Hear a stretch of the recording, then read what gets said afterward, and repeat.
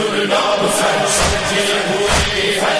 غزل حسین بھولا نہیں ہے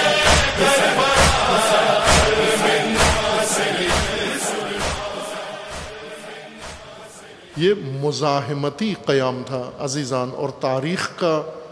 منفرد، یوں نہیں کہ یہ تنہا قیام ہے مزاحمتی، اس سے پہلے بھی مزاحمتوں کی ایک لمبی تاریخ ہے بشریت کی، کربلا سے پہلے اور کربلا کے بعد بھی اسی طرح ایک لمبی تاریخ ہے، داستان ہے مفصل مزاحمت کی۔ آپ کی مملکت کے اندر مزاحمت کی تاریخیں موجود ہیں، آپ کے اس بر صغیر کے اندر مزاحمت کے نمونے موجود ہیں،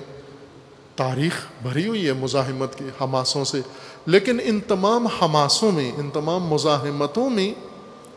کربلا بے نظیر ہے، بے مثل و بے مثال ہے۔ یہ عرض کروں گا کیوں بے مثال ہے؟ چونکہ جب دلیری کوئی دکھانے آ جاتا ہے تو سوال یہ ہے کہ محرک کیا ہے اس کی شجاعت و دلیری کا، کس نے اس کو اکسایا ہے؟ بسا اوقات حمیت اکساتی ہے، تعصب اکساتا ہے، قومیت اکساتی ہے، غیرت نفس اکساتی ہے، انسان کوئی حماسی شجاعانہ دلیرانہ اقدام کر دیتا ہے، لیکن کس نے کروایا، کس کی خاطر کیا؟ کربلا اس لیے بے نظیر ہے، بے مثال ہے کہ جب انسان